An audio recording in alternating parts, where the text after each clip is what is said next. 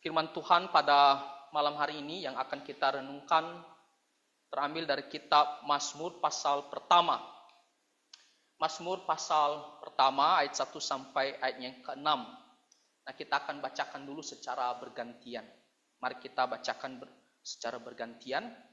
Berbahagialah orang yang tidak berjalan menurut nasihat orang fasik, yang tidak berdiri di jalan orang berdosa, dan yang tidak duduk dalam kumpulan pencemooh.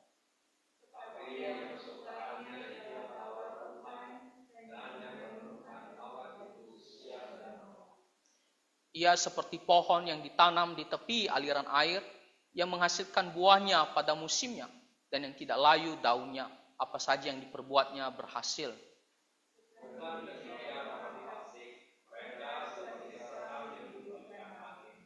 Sebab itu orang fasik tidak akan tahan dalam penghakiman, begitu pula orang berdosa dalam perkumpulan orang benar.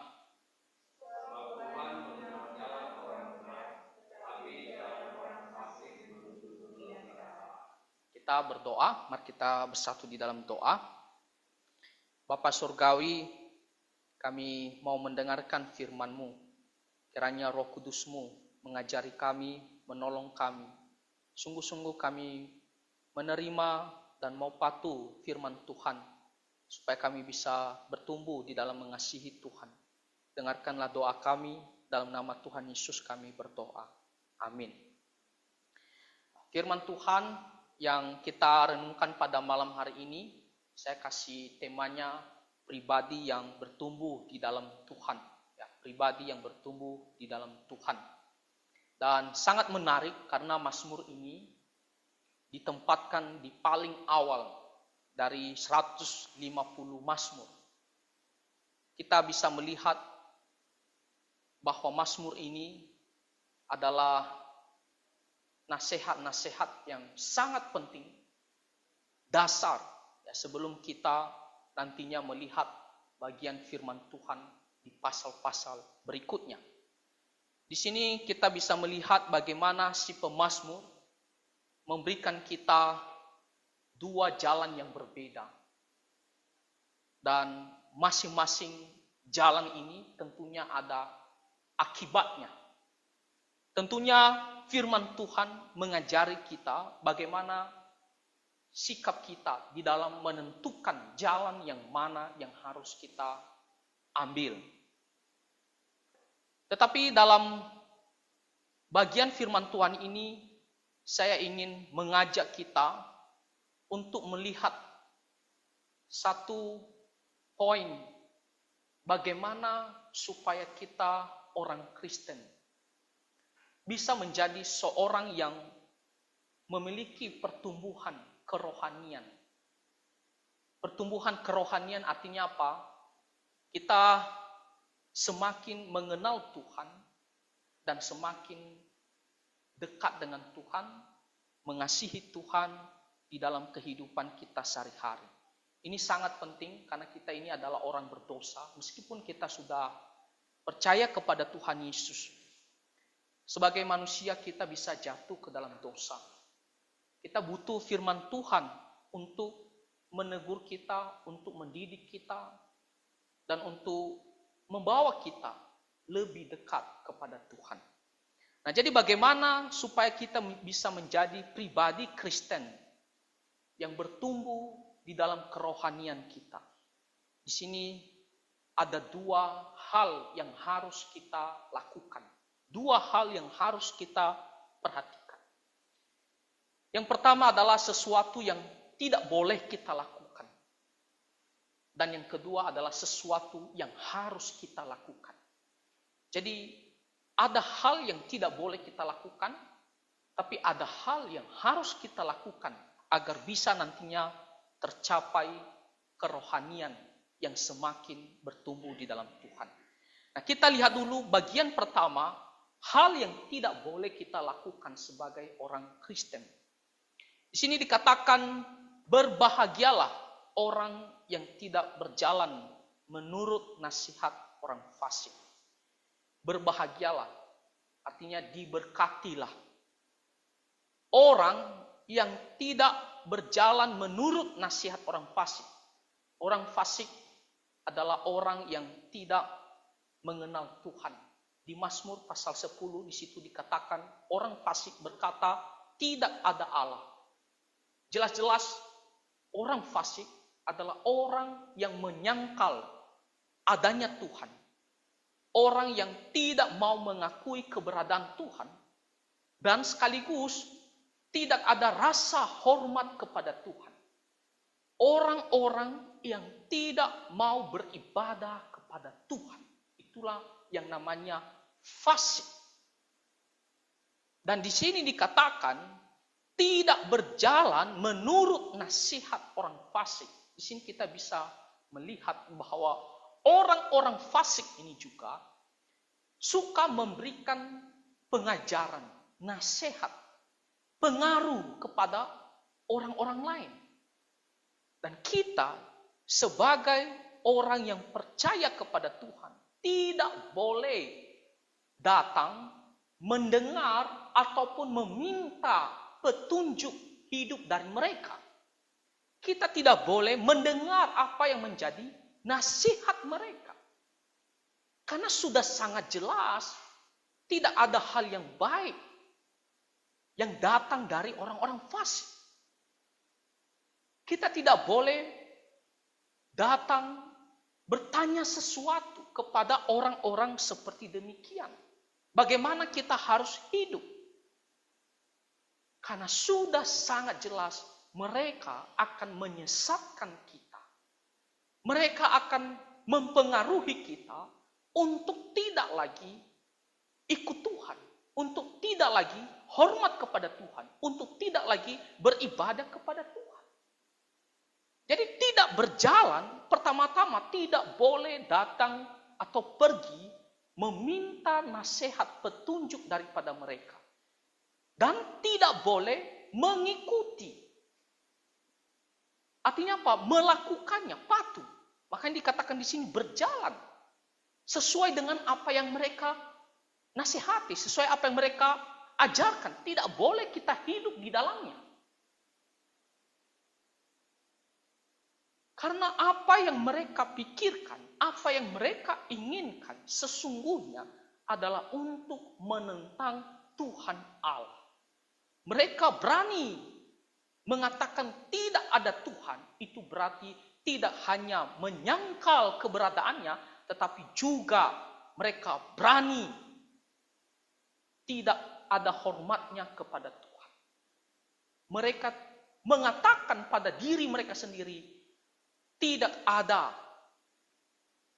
yang memimpin hidup mereka, tidak ada yang mengontrol hidup mereka.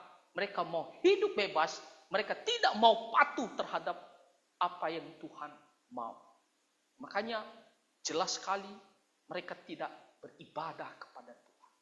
Nah, kalau sama orang-orang seperti demikian, bagaimana bisa kita pergi meminta nasihat kepada mereka? Contoh, ada orang yang jelas-jelas ateis.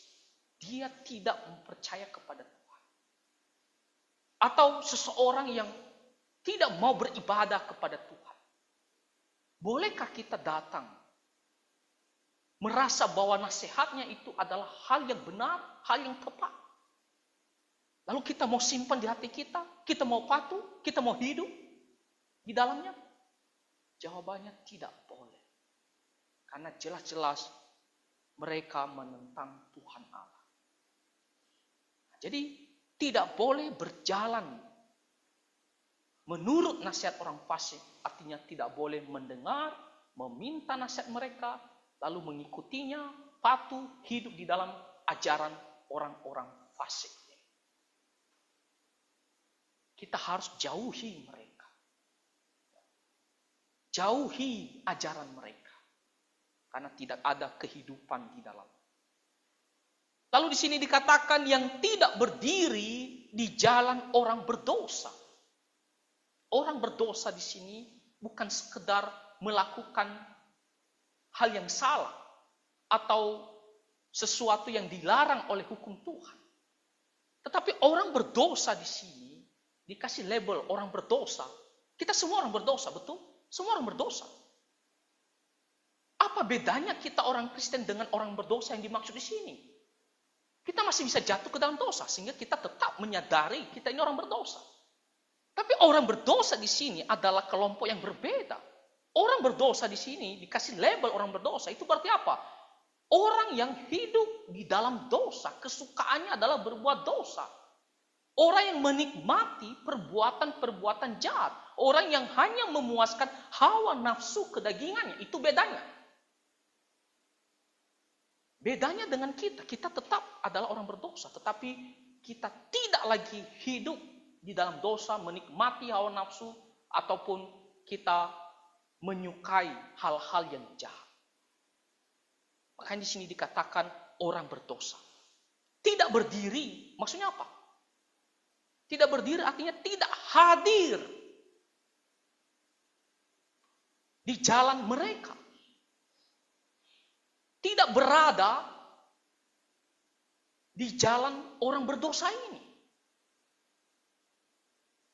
Kita tidak boleh ditemukan bahwa kita itu hidup sesuai dengan orang-orang yang berdosa ini. Artinya kita tidak boleh melakukan apa yang mereka lakukan. Seperti apa cara pikir mereka. Seperti apa yang mereka lakukan setiap hari. Kita tidak boleh seperti mereka. Mereka, orang-orang berdosa ini, bagi mereka, hawa nafsu, kedagingan adalah segala-galanya. Yang penting saya senang. Yang penting saya puas. Apakah hal itu adalah hal yang berdosa? Tidak peduli. Bahkan kalaupun hal berdosa, mereka dengan sengaja melakukannya untuk memuaskan hawa nafsu mereka. Kita tidak boleh punya sikap hidup seperti demikian. Saya katakan tadi orang Kristen, kita bisa jatuh ke dalam dosa. Tapi kita tidak seperti mereka yang mencintai, yang hidup di dalam dosa. Bahkan tidak merasa jijik terhadap dosa. Tidak lagi benci terhadap dosa itu. Bagi mereka, dosa adalah gaya hidup mereka sehari-hari. Gaya hidup mereka sehari-hari. Itu adalah hal yang wajar. Kadang-kadang dulu ada seorang ajak minum minuman alkohol. Ayo kita minum minuman keras. Nggak maulah. Ya itu hal biasa kok. Minum minuman alkohol. Main judi. Itu hal biasa. Tak usah terlalu terlalu sensitif. Itu adalah hal biasa saja. Ya. Dan berpikir seolah-olah di situ tidak ada masalah. Suatu kenikmatan untuk melakukan. Kita tidak boleh seperti demikian. Itu yang harus kita jauhi. Cara pikir mereka, cara mereka bertindak setiap harinya. Tidak boleh kita seperti orang-orang yang hidup di dalam dosa ini atau yang mencintai dosa. Lalu dikatakan di sini, dan yang tidak duduk dalam kumpulan pencomooh. Pencomooh artinya orang-orang yang menghina, bukan menghina sesama, tapi menghina nama Tuhan Allah dan segala kebenarannya, segala kekudusannya. Wah, ini seperti menghujat. Jadi mereka berani membuka mulut mereka untuk menentang, menghina, mengucapkan hal-hal yang merendahkan Tuhan Allah kita dan segala hal yang berurusan dengan firman-Nya, kebenarannya, kekudusan. Berani mengejek. Dikatakan di sini yang tidak duduk dalam kumpulan pencemooh. Duduk artinya apa? Kita beristirahat di situ, kita bersantai di situ. Ketika kita duduk dalam satu perkumpulan, artinya apa? Kita sedang santai. Kita sedang ngobrol asik. Menikmati perkumpulan itu.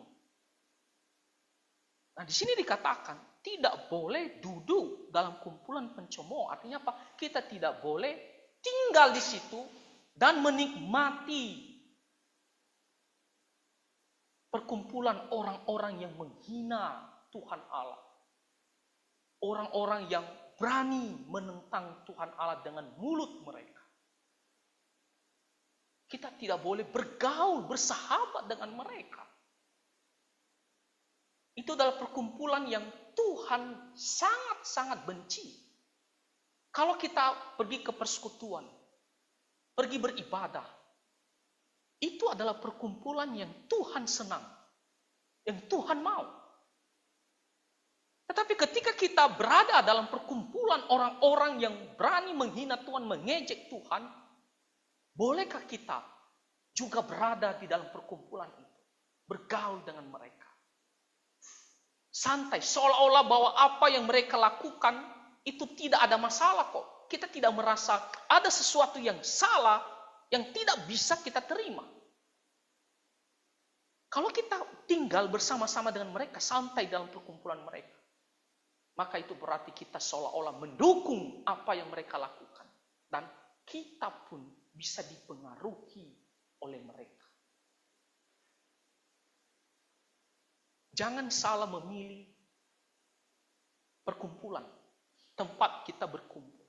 Ingat selalu kata firman Tuhan. Pergaulan yang buruk merusak kebiasaan yang baik.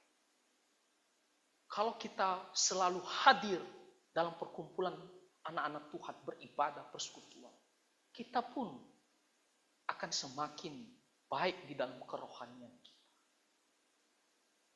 Tapi kalau kita berkumpul dengan orang-orang yang tidak ada rasa takutnya sama Tuhan, kita pun bisa pelan-pelan akan dipengaruhi oleh mereka. Mungkin dalam keadaan kita baik-baik saja, kita mungkin merasa imannya kuat. Tapi ketika kita dalam kesulitan, kita akan dilemahkan di situ, diperdaya di situ, untuk berani juga ikut seperti mereka menghina Tuhan, mengejek Tuhan, merendahkan Tuhan. Ada banyak orang yang menghina Tuhan Yesus Kristus. Ada berapa orang yang menghina ya firman Tuhan. Ada banyak orang yang menghina beribadah kepada Tuhan. Mengejek, ketawa lagi. Bersuka cita. Nah, ketika kita sudah tahu perkumpulan seperti demikian, jangan kita datang ke tengah-tengah mereka. Tinggal bersama dengan mereka, bersantai dengan mereka. Karena itu berarti kita mengambil bagian dari sikap hidup mereka, seperti mendukung mereka seolah tidak ada masalah, sedangkan kita anak Tuhan. Ya. Dan kita juga bisa dipengaruhi. Di dunia ini tentunya ada banyak sekali godaan. Ada banyak orang yang kita temui. Ada perkumpulan-perkumpulan tertentu, ada orang-orang tertentu yang seperti dikatakan firman Tuhan ini, orang fasik, orang berdosa, pencemooh. Kita harus jauhi mereka. Makanya di sini dikatakan yang tidak. Artinya apa? Yang menolak, yang tidak mengikuti, tidak menuruti, kontras. Menolak untuk hidup seperti orang fasik, orang berdosa, dan juga pencemooh. Nah, ini adalah sikap yang pertama bagaimana supaya kita bisa bertumbuh di dalam Tuhan. Kalau kita berada di jalan orang-orang tadi atau hidup seperti orang-orang tadi, bagaimana kita bisa bertumbuh dengan baik? Jangan harap kerohanian kita bisa bertumbuh dengan baik, tidak akan bisa. Kalau pergaulan kita kepada orang fasik, kalau pergaulan kita dengan orang-orang berdosa, mengikuti apa yang mereka lakukan. Kalau kita bergaul dengan orang-orang yang pencemooh, jangan harap kita bisa bertumbuh dalam mengasihi Tuhan, di dalam kerohanian. Jadi kita harus jauhi, supaya kita tidak dipengaruhi. Jauhi hal itu. Karena kalau tidak, kita tidak akan benar-benar mengasihi Tuhan. Nah, itu adalah sikap pertama, jauhi hal yang salah ini. Ya. Lalu, sikap yang kedua, yang harus kita lakukan. Kalau tadi, sifatnya adalah negatif, tidak boleh. Kalau ini sifatnya positif, kita harus lakukan. Supaya kita bisa bertumbuh di dalam kerohanian. Ini saling melengkapi, saudara-saudara. Tidak hanya kita jauhi dari hal-hal yang berdosa, tidak hanya cukup untuk itu, supaya kita bisa bertumbuh di dalam kerohanian kita. Tapi ada hal yang harus kita lakukan juga. Apa itu? Yang kedua. Tetapi yang kesukaannya ialah Taurat Tuhan, dan yang merenungkan Taurat itu siang dan malam. Yang harus kita lakukan adalah menyukai. Kalau tadi menjauhi, membenci, menolak. Kalau ini menyukai. Kesukaan itu seperti selera, ya, ataupun seperti hobi, kesukaan kita yang membuat kita senang, bersukacita, giat, karena namanya kita suka. Kalau kita tidak suka, kita seperti terpaksa, berat hati. Tapi di sini dikatakan kesukaan. Di sini dikatakan kesukaannya ialah Taurat Tuhan. Firman Tuhan. Bagaimana caranya kita menyukai atau kita dinyatakan suka terhadap firman Tuhan? Yang pertama-tama tentunya kita mau membaca, mau mendengar firman Tuhan. Sangat kontras yang tadi. Kalau tadi, jangan dengarkan nasihat mereka. Jangan dengar nasihat mereka. Karena itu tidak ada kehidupan. Kebinasaan di dalamnya. Sekarang, kontrasnya adalah sukai nasihat firman Tuhan. Taurat Tuhan. Mulai dari kitab Kejadian sampai kitab Wahyu. Itu adalah semua firman Tuhan. 100% adalah firman Tuhan. Didikan yang benar, tepat, murni. Dan memberikan kita kehidupan, keselamatan. Kita harus mau datang. Kita harus aktif datang. Aktif untuk datang, mau mendengar. Kita mau tahu apa kata firman Tuhan kepada saya. Kita harus bertanya. Ketika kita mendengar firman Tuhan, kita tahu, oh inilah yang harus saya lakukan.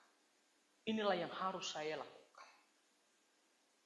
Jadi kita yang aktif membangun diri kita ini untuk giat mau datang mendengar firman Tuhan. Mau datang membaca firman Tuhan. Mau datang belajar firman Tuhan.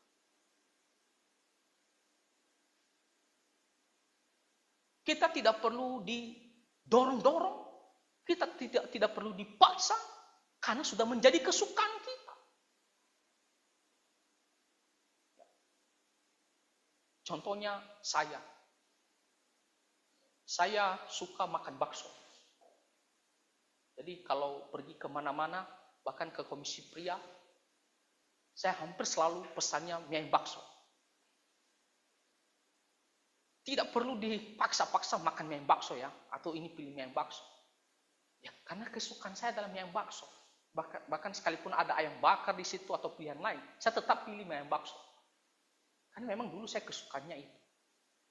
Nah, saya harap kita juga seperti demikian. Kita semua, saya dan saudara-saudara, kita belajar bersama-sama. Kita harus menyukai firman Tuhan itu. Kita harus dorong diri kita. Ketika kita mengatakan menyukai firman Tuhan, kita yang aktif. Tidak perlu disodor-sodorkan bagi kita. Kita yang mencari. Ya seperti kita datang ibadah. tak perlu kita didorong untuk datang ibadah. Karena kita tahu ada sesuatu yang kita sukai di sana, adalah firman Tuhan. Persekutuan, kita tidak perlu didorong. Kita cari, bahkan kita pergi baca, kita pergi pelajari, kita dengar. Kenapa?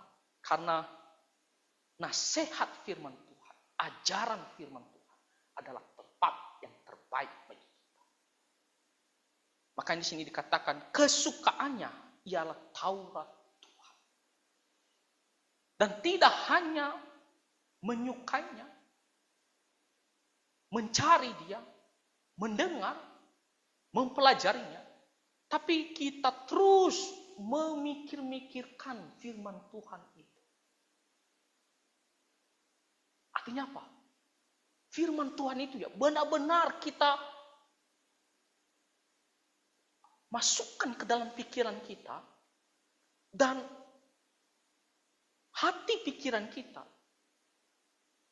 terfokus terus terhadap firman Tuhan ini.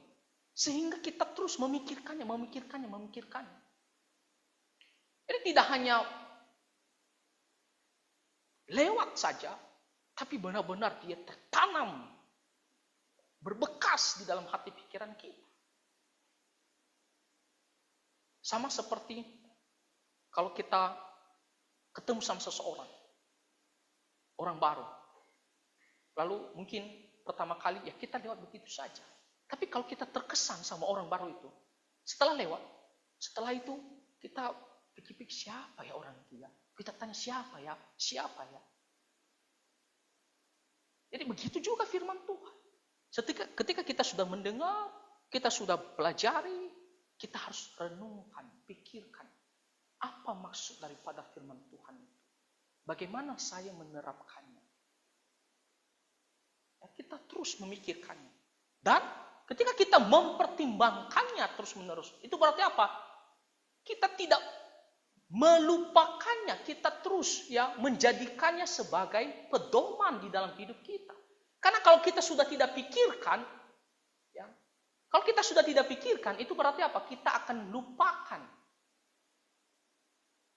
Tapi ketika kita merenungkan, selalu ingat. Bahkan ketika kita berjalan, duduk, tidur, kita selalu ingat. Sehingga apa? Sehingga tidak gampang membuat kita jauh daripada Tuhan. Karena firman Tuhan itu terbayang-bayang terus. Tapi kalau kita lewat begitu saja, tidak lagi mengingatnya, tidak lagi mempertimbangkannya, tidak lagi merenungkannya, ya kita akan gampang melupakannya.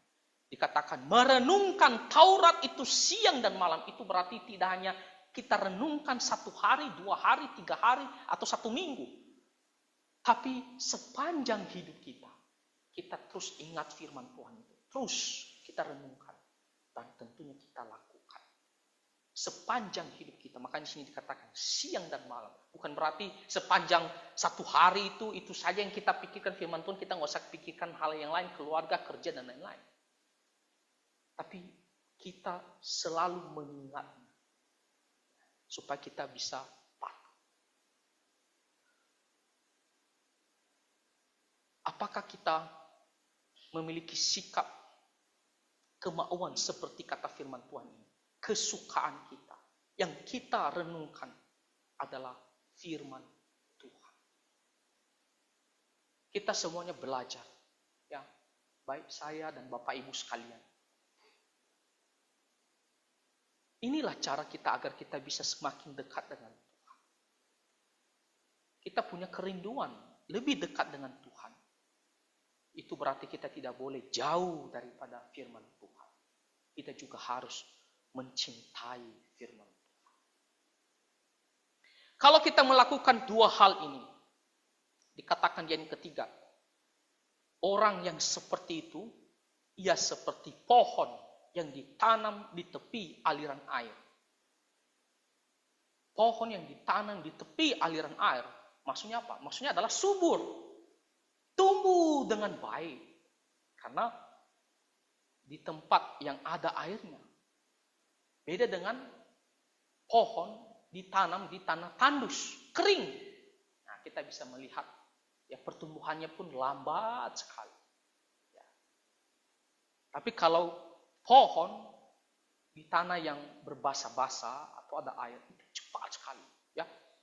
Dikatakan di sini yang menghasilkan buahnya pada musimnya. Ketika waktunya dia berbuah, musimnya tidak delay gitu, tidak ditunda gitu. Ada pohon tertentu harusnya musim ini dia berbuah, bulan ini, tapi belum berbuah. Artinya apa? Pohon itu ada masalah. Tapi di sini dikatakan setiap musimnya, setiap waktunya dia berbuah. Bahkan kadang-kadang ada pohon tertentu belum waktunya berbuah, dia sudah berbuah duluan. Di sini dikatakan dan yang daunnya tidak layu. Tidak layu. Kalau tidak subur pohon itu pasti dia akan kering ya. Daunnya bisa dilihat kuning-kuning, ya, lalu keriput, bentar lagi mati. Tapi kalau daunnya mekar, subur, hijau, wah, kita melihat bahwa pohon itu subur, bagus. Nah, demikian juga kita orang-orang yang menjauhi hal yang berdosa dan menyukai firman Tuhan. Dikatakan apa saja yang diperbuatnya berhasil. Yang pertama-tama kerohanian kita akan bertumbuh dengan baik. Dan tentunya dalam setiap pekerjaan kita sehari-hari, Tuhan akan memberkati. Tuhan akan senang kepada kita. Tuhan akan memberikan kita keberhasilan. Kenapa? Karena kita melakukan perintah-perintah. Bukankah kita orang Kristen mengharapkan segala hal yang baik datangnya daripada Tuhan. Dan itu Tuhan memang sediakan bagi kita. Lalu kalau kita mau mendapatkan keberhasilan, berkat Tuhan, segala hal yang baik ini, marilah kita menjauhi hal yang berdosa dan kita mencintai firman Tuhan. Bertumbuh dengan baik dan berhasil di dalam kehidupan. Bukan seperti orang fasik, seperti sekam. Sekam itu bagian kulit gandum ya, yang dimana itu akan ditiup angin, akan dibuang. Ya, tidak ada arti, ringan dan dibuang. Ya. Biasanya juga kami dulu setelah padi digiling, lalu ada bagian sekam-sekamnya, kulit-kulit padi yang sisa. Itu di kampung harus ada alat penampi itu. Jadi diusahakan yang ada angin kencang supaya apa? Supaya bisa dihembus angin sekam. Jadi dibuang, tidak ada arti. Demikian juga orang fasik tidak akan tahan dalam penghakiman. Ketika mereka menghadap Tuhan, mereka akan dihakimi, mereka akan dihukum oleh Tuhan, dibuang, ya tidak ada arti. Bahkan di dalam perkumpulan orang benar, mereka tidak akan tahan karena sifat mereka mencintai dosa. Dalam perkumpulan orang-orang yang mencintai Tuhan, mereka tidak akan tahan. Apalagi nanti di sorga, mereka tidak akan ditemukan di sana. Tuhan itu Maha Tahu, Dia mengenal jalan orang benar. Dia mengawasi, Dia beserta dengan kita. Tetapi kalau orang fasik, Tuhan akan hukum mereka. Ujung mereka adalah kebinasaan. Nah, jadi saudara-saudara, itulah kunci agar kita menjadi orang Kristen yang bertumbuh di dalam Tuhan, dalam hal kerohanian kita. Dua hal yang harus kita lakukan. Satu sifatnya ya, negatif, satu sifatnya positif. Negatif, jauhi hal yang berdosa, dan positif, cintailah firman Tuhan. Maka Tuhan akan berkati kita. Kita pun semakin mengenal Tuhan, semakin dekat dengan Tuhan. Kiranya firman Tuhan ini bisa menolong kita semua. Mari kita bersatu di dalam doa. Bapa Surgawi, kami sangat bersyukur untuk firman-Mu yang mengajarkan kami bagaimana menjadi pribadi yang bertumbuh di dalam Tuhan. Tuhan, kami adalah orang berdosa. Kami cenderung mengikuti apa yang kami anggap adalah memuaskan hawa nafsu. Kami juga cenderung bisa jatuh ke dalam dosa. Tuhan, firman-Mu pimpin kami, tolong kami. Tuhan bimbing kami agar kami bisa benar-benar menyimpan firman-Mu di dalam hati kami. Kami bisa belajar untuk semakin patuh dan mengasihi Tuhan. Terima kasih ya Tuhan. Ampunilah segala dosa dan pelanggaran kami. Kami berdoa di dalam nama Tuhan Yesus Kristus. Amin.